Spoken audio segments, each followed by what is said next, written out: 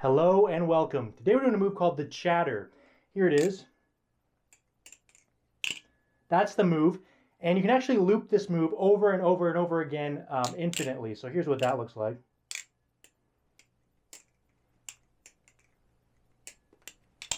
Something like that. And here is a slow-mo.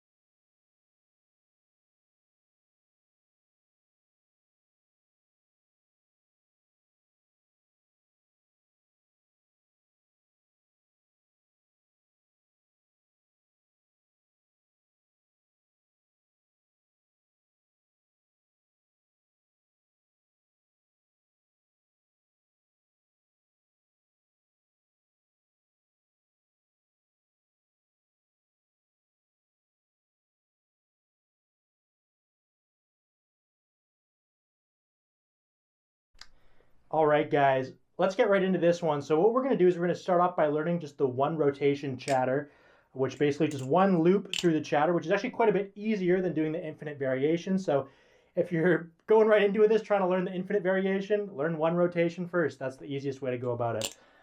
Anyways, okay, so what you're going to do to start this move off is you're going to start off by hanging onto the safe handle about 3/4 of the way up with your thumb, your 4 fingers along the back of the knife. And then what you're going to do is you're going to take the bite handle, flip it over the back of your hand, and then you're going to take your thumb and insert it in front of the safe handle. And for me, I like to have where my fingernail meets my thumb, right about here, right in the middle of the safe handle, just like this. So after you flip the knife out, you've inserted your thumb, what we're going to do is we're going to take the back of the blade and flip that backwards over top of our thumb, contacting that point. And immediately after it contacts, we're going to remove our bottom 4 fingers. And this is going to allow the knife to spin backwards around our thumb in a reverse thumb chaplin. Now, one thing about this reverse thumb chaplin, it's a 360-degree rotation, so exactly where it is when it contacts your thumb is exactly where it's going to end up after doing one full rotation. But when you catch this 360-degree rotation, what you're going to do is you're actually just going to catch it with your top 2 fingers. And actually, really, you only need to catch it with your middle finger, but if you focus on catching with your top 2 fingers, that'll be great. And while the knife is spinning, or even before, so I flip the knife over the back of my hand, inserted my thumb, flip it backwards just as it contacts. I'm going to extend my 4 fingers. I can curl my bottom 2 fingers in. The knife's going to do one rotation, and I'm going to catch with my middle finger or my top 2 fingers, just like so. What this is going to do is going to set me up for the perfect position to insert my ring finger on the safe handle, like this, at which point I can remove my thumb and the safe handle will fall down, just like so. And from here, what you can do is we can start the laddering portion of the move. So the first part is just a reverse thumb chaplin, catching with your top 2 fingers, especially your middle finger. Then the next part is you're going to insert your ring finger for a ladder and let the knife fall. And this next part of the ladder, of course, is going to be inserting your index finger.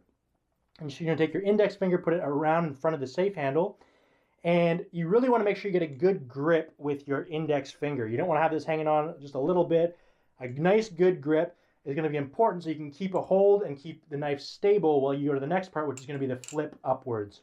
So again, over the back of our hand, insert our thumb, backwards over our thumb, one full rotation, catching with our middle finger, inserting our ring finger, removing our thumb, letting the knife fall, inserting our index finger, getting a good grip.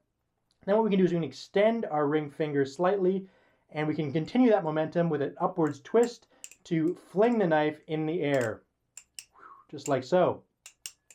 And what you want to do is you want to get a good enough fling that the knife flips up and goes to about 45 degrees, just like so. And from here, what we can do is we can take our thumb, we can insert it in and catch this knife that's flying in the air. We're going to catch it on our thumb like so and go into another reverse thumb chaplin.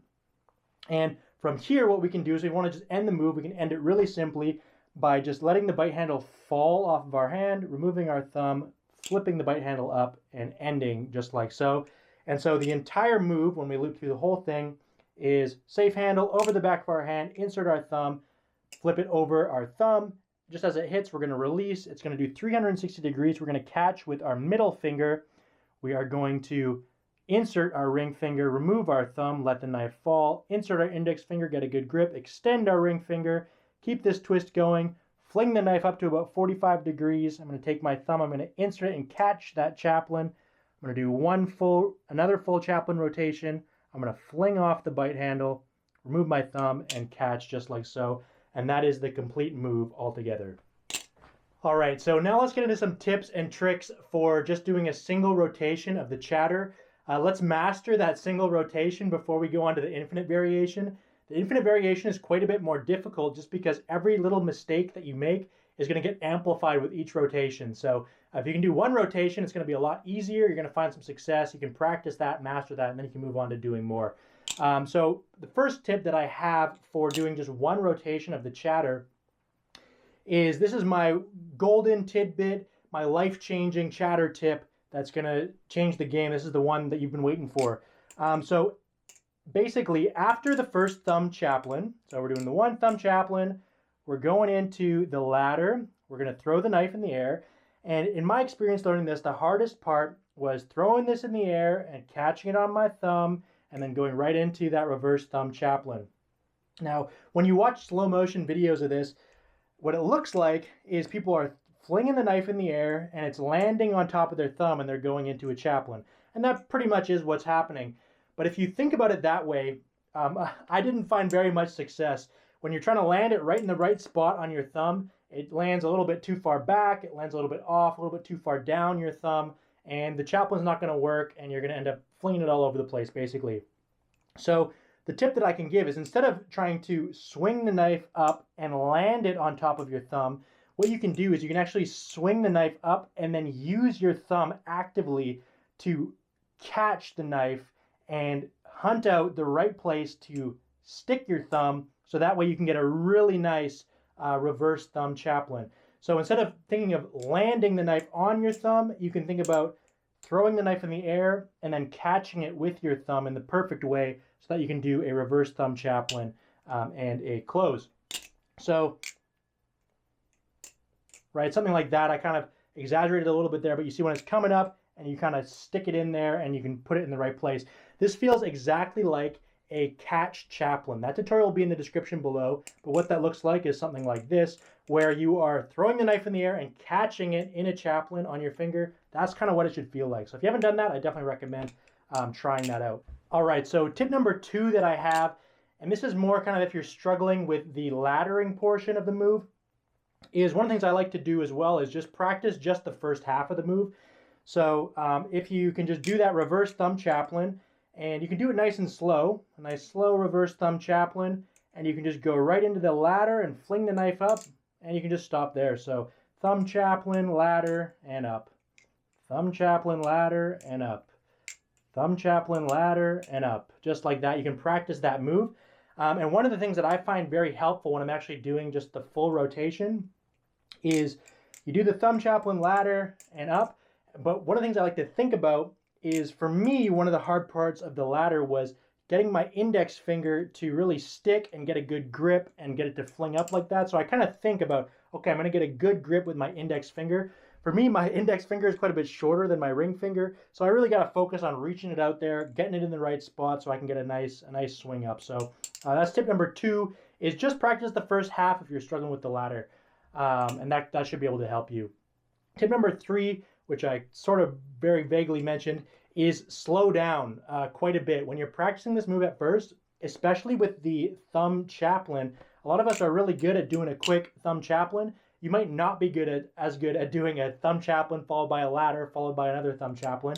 So just slow the whole move down. You don't have to go to snail's pace or anything like that, but just go slower than you think you should while you're learning this move, and that's going to help you get all of the different pieces down and get the flow. And then once you can do it slowly, you can slowly speed up as you go. So that's my third tip. All right, so as you guys have already seen, right, we have the chatter, which starts with the reverse thumb chaplin, ends with the reverse thumb chaplin.